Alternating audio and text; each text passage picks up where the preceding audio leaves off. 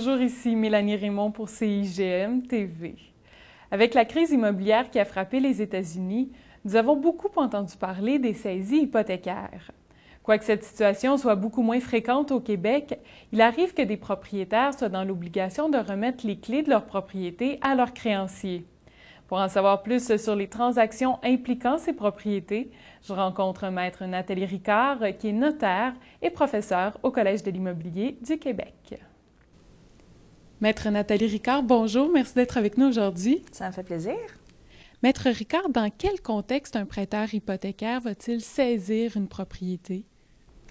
Une saisie par le prêteur va se faire dans le cadre où, en vertu d'un prêt hypothécaire ou d'un acte hypothécaire qui vient garantir les crédits d'un particulier. Il faut comprendre que l'hypothèque, c'est le geste pour l'emprunteur d'avoir donné son immeuble en garantie au créancier pour garantir que l'emprunteur était pour réaliser toutes ses obligations au terme de ses conventions de crédit.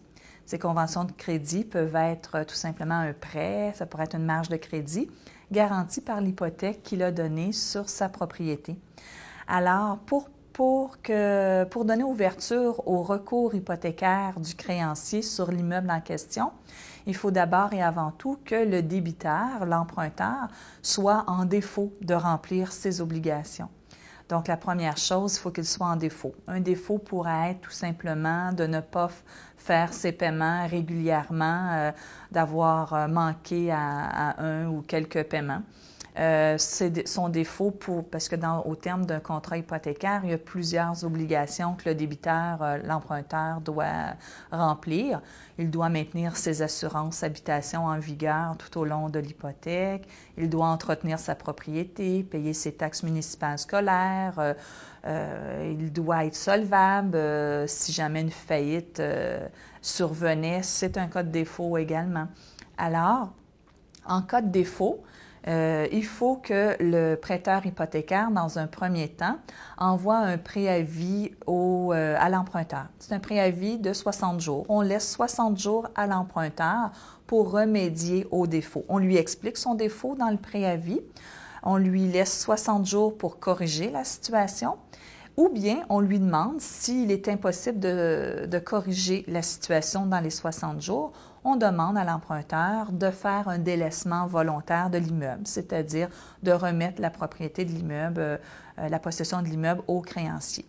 En pratique, dans les 60 jours, ce qu'on rencontre lorsque le débiteur est en défaut, il ne sera pas capable de remédier au défaut dans les 60 jours.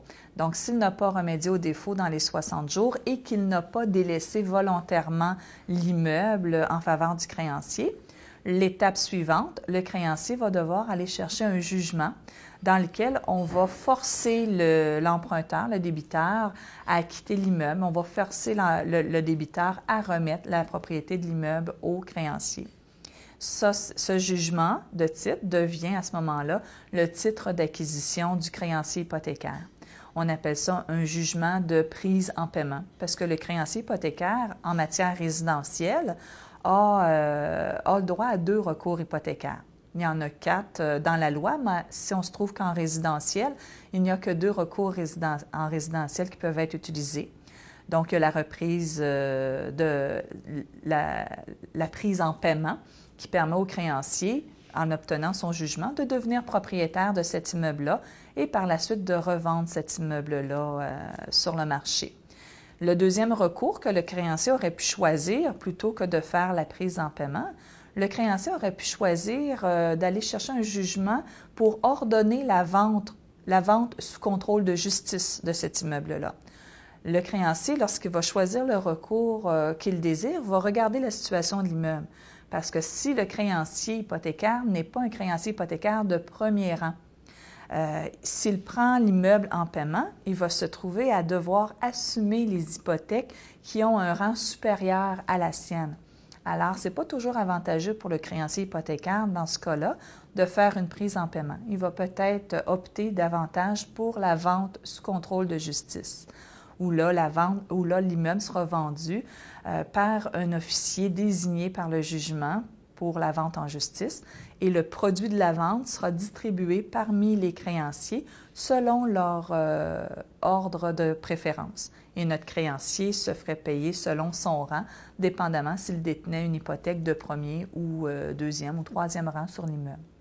Alors, c'est en gros les circonstances dans lesquelles un créancier va exercer ses recours hypothécaires. Et quelles sont les particularités d'une transaction immobilière quand la propriété vendue est justement une propriété saisie par le créancier? Une fois que le créancier est devenu propriétaire et que par la prise en paiement, lorsque ce créancier-là va vouloir revendre la propriété, il ne faut pas être surpris que le créancier, comme il ne connaît pas l'immeuble, il n'a pas vécu dans cet immeuble-là, il ne peut pas connaître les petites irrégularités que l'immeuble pourrait souffrir.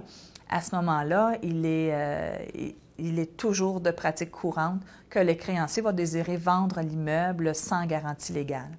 C'est-à-dire sans garantie légale, ça veut dire que si l'acheteur, une fois devenu propriétaire, s'aperçoit de défectuosité dans l'immeuble, l'acheteur n'aura pas de recours contre le créancier, contre le vendeur, pour obtenir réparation ou des dommages et intérêts par rapport à ces irrégularités. Alors, lorsque c'est une vente faite par le créancier hypothécaire suivant une prise en paiement, le créancier va vouloir vendre sans cette garantie légale-là. Et dans les négociations, lorsque le courtier immobilier va présenter la promesse d'achat au créancier, dans la majorité des cas, les créanciers vont revenir en contre-proposition avec plusieurs conditions auxquelles la vente devra se faire, de façon à ce que la vente se fasse avec le moins d'implications, avec le moins de conséquences possibles dans le futur pour le créancier. C'est pour ça que les reprises de finances, en pratique, lorsque l'acheteur fait une promesse sur une maison qui appartient à un créancier hypothécaire, ce serait de bonne pratique de faire une bonne inspection en bâtiment pour prévenir d'avance, faire face d'avance aux irrégularités auxquelles il pourrait avoir à faire face dans le futur. Maître Nathalie Ricard, merci beaucoup pour cette entrevue. Ça m'a fait plaisir. Selon les estimations de la Fédération des chambres immobilières du Québec, le nombre de saisies au Québec en 2010 représentait une propriété sur 860, comparativement à 1 sur 45 aux États-Unis. La situation dans la province est donc bien différente de celle de nos voisins du Sud. Ici Mélanie Raymond pour CIGM TV. À la prochaine!